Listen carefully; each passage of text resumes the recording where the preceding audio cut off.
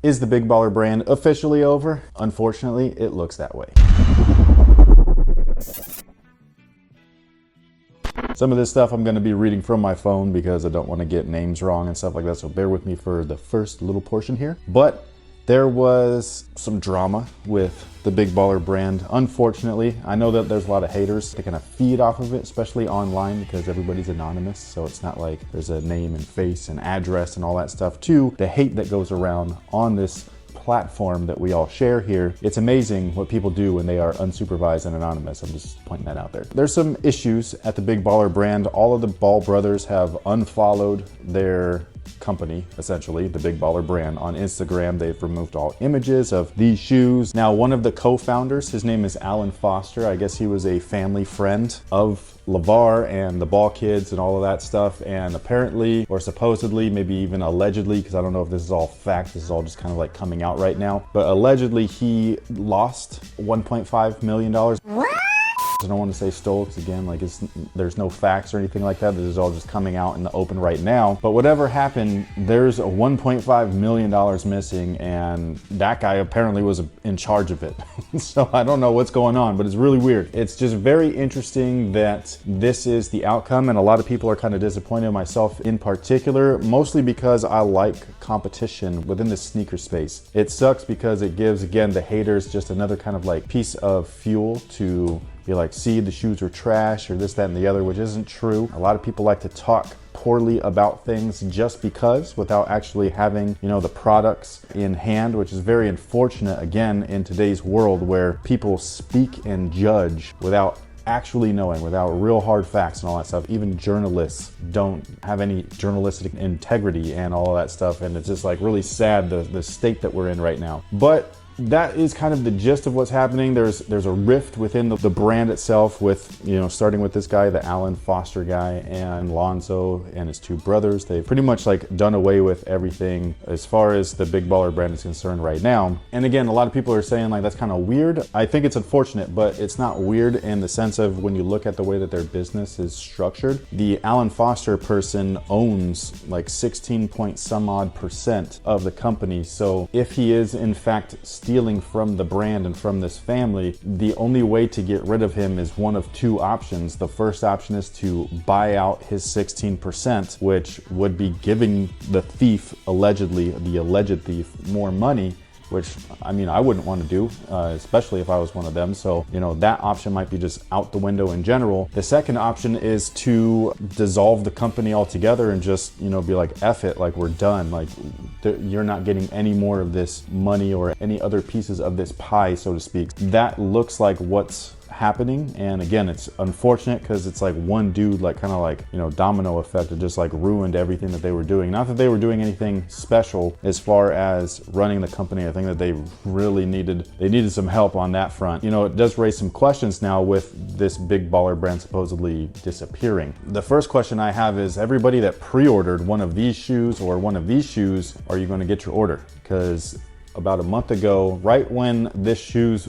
orders were supposed to be starting to be fulfilled, the pre-orders, there was a weird email sent out like the day of or the day before of, something like that, claiming that there was some issue in performance or a performance issue with this shoe, which I don't find to be true. I think that that was an excuse, because I think this is when they found out about the Alan Foster guy. Again, this is speculation, not fact, but I believe this is when that happened, because any of those profits from fulfilling the orders would have then needed to be split amongst all of the owners of the company. And again, why would you want to pay an alleged thief his cut if he's already kind of like embezzling money in that sense? So I believe that's the reason for the delay on these. I don't think it's a performance issue, because I've had these for a while now and these things are awesome, so I don't see what the issue could be. Second thing that's coming up is the Lakers supposedly have questioned whether or not these shoes are related to Ball's injury, his ankle injury. They're kind of like alluding that he's had like multiple injuries, which is, again, false. So it's like really weird that they do that. The thing that I think is real weird about that is that Nike practically owns the NBA right now. They're from head to toe almost, like from socks to the shooting shirts and the warm-ups and stuff like that. It's Nike everything. So Nike has their hands in all of this stuff, and it's made everybody within the NBA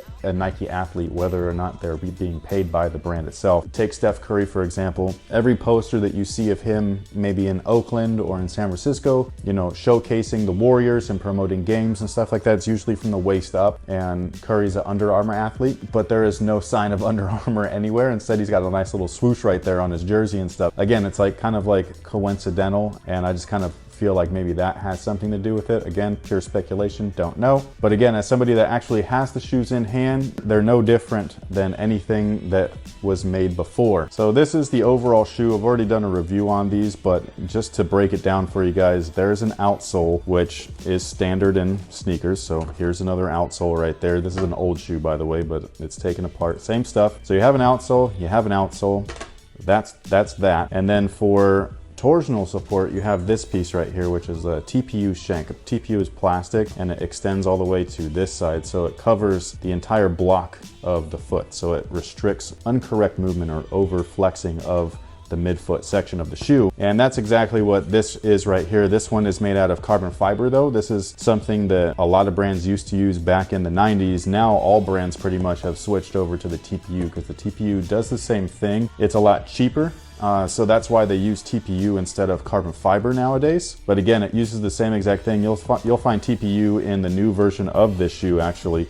And you'll also find it in, you know, Jordans, Nikes, Kobe's, all of that stuff. So same exact stuff. And then we have the midsole itself. The midsole here is an EVA, what Nike labels as Phylon, but that's just their term for EVA. And then Big Baller brand doesn't have a term for it. So they just call it like Ultra Rebound, you know, foam or something like that. And again, it's just a different mixture of EVA. The only difference between these two shoes at this point is this little piece right here. This is Nike's, you know, patented cushioning. This is their air cushion, Zoom Air to be specific, and that's something that this brand does not have because no other brand can use that type of air cushion, because again, it's Nike's patent and all of that stuff, their copyright. So a lot of new models though from all brands will use straight foam cushioning, whether it's React or Lunar or you know, Adiprene, Bounce, Boost. Again, nothing different between this shoe and the way that shoes are actually made. And then we move on to the upper, and this upper is an older way of constructing shoes. It's got a lot of materials, a lot of leather, a lot of overlays, a lot of stitching. This is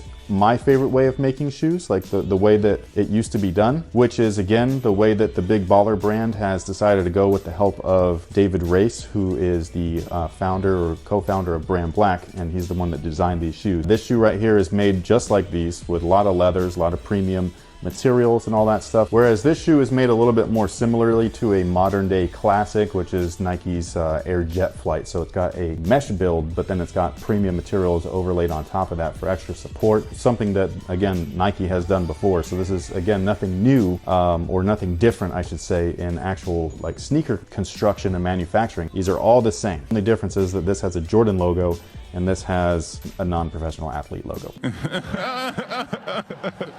You know, we'll stick with Lonzo right here. That's Lonzo's logo, or you could say the triple Bs. Now, the reason for going with something like this, something mesh or textile, is the same reason why Nike does it, or why Jordan brand does it, and all that stuff. This entire shoe right here, the entire upper is pretty much textile. It's fabric, and it's because it's a lot cheaper to manufacture this stuff. They charge more, but you know, it's a lot cheaper to manufacture it. Now, what the Big Baller brand again has done with the help of David Race and you know his brand Black, they've decided to bring premium stuff, which is the way that you know shoes used to be made in the 90s. They've brought that back into the fold and all that stuff. So any hatred or you know complaints and stuff like that, especially about these two products, is I feel like unjust, mostly because a lot of people don't actually have these. No orders were fulfilled. Still a big question mark to me is what's going to happen with those orders. Whereas this shoe, which was the first shoe from Big Baller brand, this one's made more along the lines of like a newer style shoe, kind of like this, where it's a lot of textiles. It's super lightweight. It's got ripstop material. Jordan brand and Nike have been using that recently. It's just a cheaper shoe. Not bad performance wise, but nowhere near as nice as these two in my opinion. Now, one of the things that I think is very interesting is the manager of Lonzo himself. He actually took this shoe as well as the prototype that was supposed to be the Z02 and he threw them in the trash.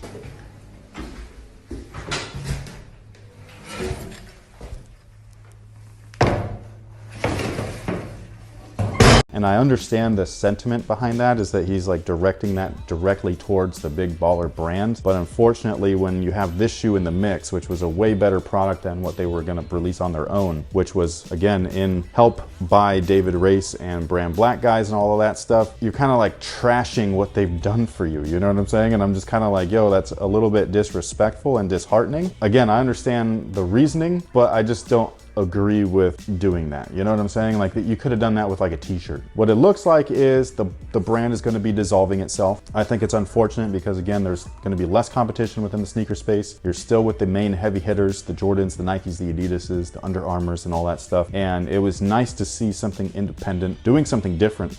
Also, on top of that, this is definitely more like this and less like this. It was a nice throwback way of making shoes. And on top of that, it was a great performance shoe. So yeah, so it's just really weird what's happening. I don't know what's gonna happen with the brand. I just assume that they're gonna dissolve everything and liquidate everything. Right now, I believe there's like a sale on the site, like 50% off of most items. I don't believe that the shoes are included. I do think that people are going to get their orders. I just don't know when, because again, the whole thing is like real fishy. Everything that has been purchased before the disbanding of the brand or whatever has to be shared with that guy. He's part owner of the brand. So whether they want to or not, it's kind of like you have to. And so once these orders are fulfilled, the purchase is now complete, and then you got to pay the guy, and they probably don't want to. So again, I don't know what's going to happen with that. And I know that these things have already like hit manufacturing, not only from the pre-ordered pairs, but they make a little bit extra so that they can still sell them on their own site. What's going to happen with those, I don't know. It's going to be real interesting. Maybe they'll get discounted like right off the bat just to try to, again, liquidate everything, get it all done, taken care of, and just be on their way. Now, the main point of speculation about all of this stuff after the fact is, where is Lonzo going to go? Is he going to go with Nike? This post that he made on Instagram makes it look that way. It was very similar or eerily similar to a Nike post that LeBron James had done. Maybe Nike, maybe Adidas, although I doubt it. It really sounds like he's going with Nike. I don't know how that's going to work, but we'll just have to wait and see. So I would like to know your guys' thoughts on all of this stuff. Again, a lot of people are just gonna come out right out the gate and be like, good, the shoes were trash anyways, even though they never even had a pair. The suckiest part of all of this is that somebody's hard work, not Lonzo's, but you know, David and the actual design team behind these shoes and the guys that actually put in all of the effort to make these as good as they are, those guys kind of got the short end of the stick, whereas the Ball family is just being like, yo, like, we're just gonna be done with this and wash our hands clean of it. So what do you think is going to happen with everything? Do you think Big Baller brand is just 100% done? Again, I believe it is. Where do you think Lonzo is going to sign? What do you think is going to happen with any leftover product? And do you think anybody that pre-ordered their stuff is actually going to get it? Do you think that they're gonna just, you know, do away with all that stuff? Do you think they're gonna keep going? Do you think that Lonzo's gonna make his own new brand, or do you think he's gonna sign with one instead? Sound off below and let us know. Thank you so much for watching. Thanks for all the support, and until next time, guys, have a good one.